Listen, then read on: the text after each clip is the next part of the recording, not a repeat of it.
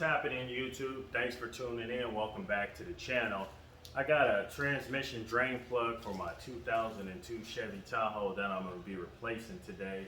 I already went through and I did a transmission service on it. As you can see, I got some lube products here. Plan on changing the transfer case fluid, both diffs, also the transmission service, which I've already done.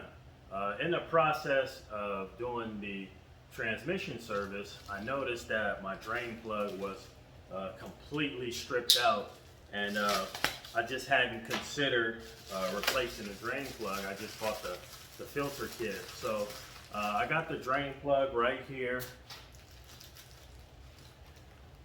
So of course I bought a genuine GM drain plug. So I'm gonna throw that in there today, but what I found interesting when I did the transmission service was that this fastener right here was completely rounded. And so I was very selective about the socket that I put on there. I didn't want to completely chew it off and make it harder for myself to be able to drain the fluid. So let me show you guys what I ran into. Okay, so I'm up under my Tahoe trying to get a transmission filter replaced and some new fluid in here. And on these Gen 2 Tahoes, not all of them, but most of them have a drain plug. And these drain plugs are notorious for stripping out. This one's no exception. This one's pretty much almost there. It's getting ready to strip out. Let me give you a close-up. It's pretty much almost stripped out. If I was thinking, this would have been a time to go ahead and replace that, since I'm trying to remove it, but I wasn't thinking. So I guess sometime in the future when I do this again, I'll have to replace this. So naturally I want to get this thing out without any hiccups, but that may not be possible, so I'm being very selective on what socket I used. So I tried a SAE 9/16. I believe it's a 15 millimeter. So I tried a SAE 9/16. I tried 12 point on it, see if that'll grip it better. I've tried so many different brands, well, the brands that I have, to see which one grips better. And I thought to myself, you know what, I better go ahead and pull a snap-on out if I'm going to get this off. But look at what I noticed when I went to use a snap-on socket. Okay, so all I have are mid-deep snap-on sockets. So if you take a look there, you can see that this is in fact a 15 millimeter snap-on. When I put it on there, I could tell right away I better not put too much on this. As I push up on it to keep pressure on it so it don't slip, and I go to turn it, I can feel that this is going to slip off. And that's supposed to be my best socket according to popular opinion. So I thought, you know what, let me pull out some different brands. So I pulled out an Icon, and I'm going to use a deep, even though I have a shallow, and a shallow will work better, but I'm just trying to be fair to this snap-on, which is a mid-deep. So to be fair, I'll use deep sockets on these. So this is the Icon. Now, when I get it on there, put some upward pressure on it, and I get ready to turn to break it loose, I can feel that this Icon is actually gripping better, and I probably can bust this fastener loose using this Icon, believe it or not. And then so I was like, well, what about my Genius sockets and my Tekton sockets? So this one's a Tekton. Let's see what the Tekton does.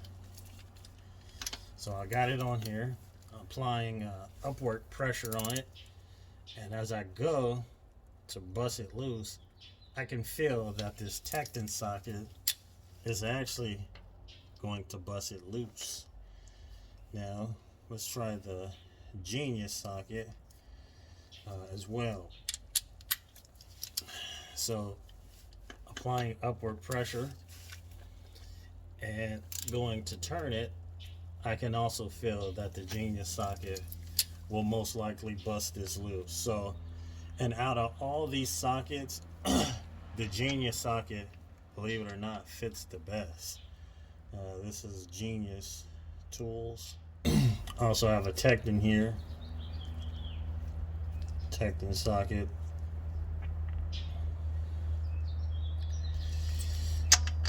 It's got a lot of slop in the Tekton. It's got a lot of slop in the snap-on. In fact, the snap-on's the worst socket. The snap-on's going to round it. And then the Genius is the tightest fit on here. Still has some play, but not nearly as bad as the other ones. And like I said, the snap-on's actually the worst one. That's crazy. So when you get into a situation like this, it's best to, you know, try different brands that have better fitments and just go through different sockets to see which one's going to work the best in this situation. But according to popular belief, the snap-on should have been the better socket, but in this situation, it's definitely going to be the Genius. Even the Icon fits a lot better, believe it or not. I do believe with this Icon socket, I could probably get it off. It fits a little bit better than that snap-on. So anyway, I thought that you guys might find that interesting.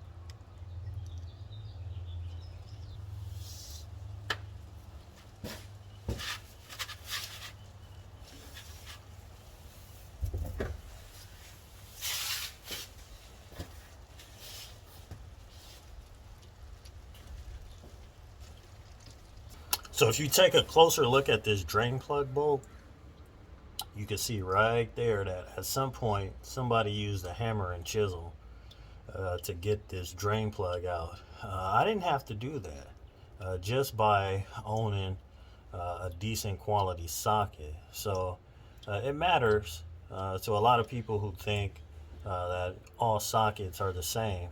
That's not necessarily true when you're dealing with situations like this. And also, this is not a popular socket like, or I should say a well-known socket like a Snap-on or an SK or a Cornwell or, you know, tool truck brand. So do your homework, do your research. There's a lot of great tool companies out there that make quality tools far more inexpensive than some of those tool truck brands. I just think that auto technicians have been so indoctrinated, if you will, into buying tool truck brands that they really miss out on a lot of other good tool options out there. Okay, while I'm under here getting ready to replace this old drain plug here for the new one, I thought I'd give you guys a few tips and tricks that I do every time I do a transmission service on these Gen 2 Tahoe. So first, let's bust this drain plug loose. Of course, I'm using my Genius. It worked last time, so it should work this time. Getting some upward pressure on it.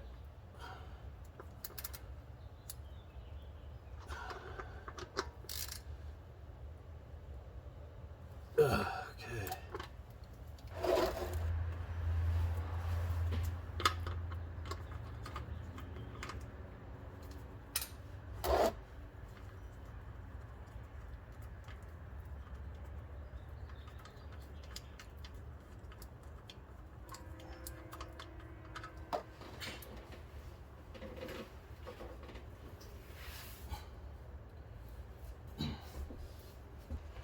going to actually go ahead and let this pan empty out and fill it back up with some fresh transmission fluid. Even though I just put this transmission fluid in there when I did the filter service, it's because I didn't do a complete flush, and as you know, the new fluid is going to mix with the old fluid, so this gives me a chance to add more fluid to it, getting the transmission as clean, or the fluid in there as clean as possible. So we'll go ahead and let it drain out and refill it back up, get it that much cleaner.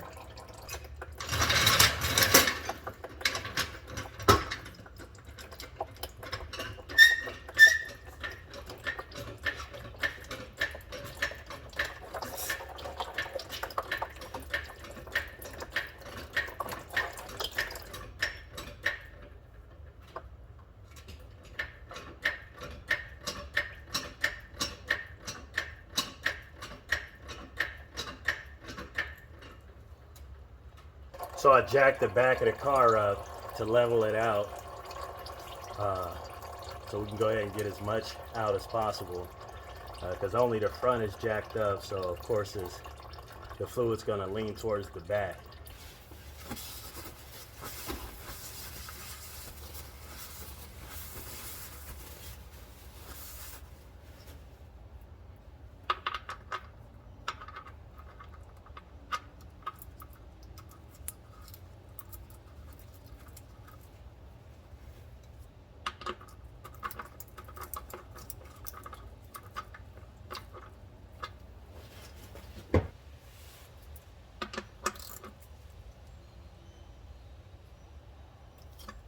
So I don't have a torque spec on that.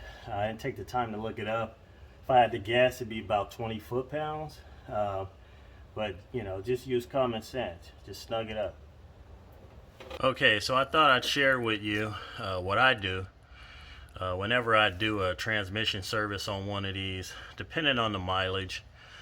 In this case, this is a higher mileage vehicle. So what I do is, of course, you know, you want to drop the pan. But as you can see, that shift linkage up there will make it difficult. If you don't want to take that off, you can pry that out of the way. I never work that way. I prefer to remove completely whatever's in my way. I find that I'm able to do a better job that way. And also, you could keep from disturbing the gaskets and save yourself trouble later. You know, you end up with a leak. So what I like to do is I remove the drive shaft completely. I then remove this bracket completely that the shift linkage is sitting on.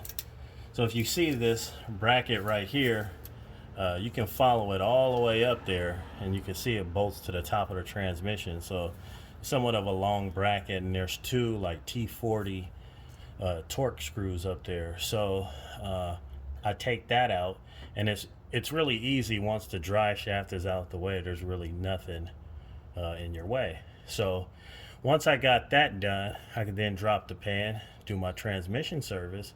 But while I got the drive shaft out, you could then replace the U-joints on the front drive shaft if they need replacing, since it's out already. And then you could come back here and then replace this boot. As you can see, I replaced that boot.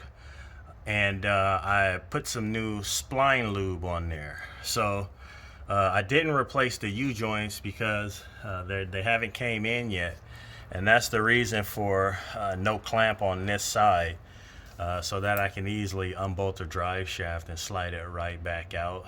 And then once I get the new U-joints installed, then I can slide it back in and then finalize it with the clip on this side.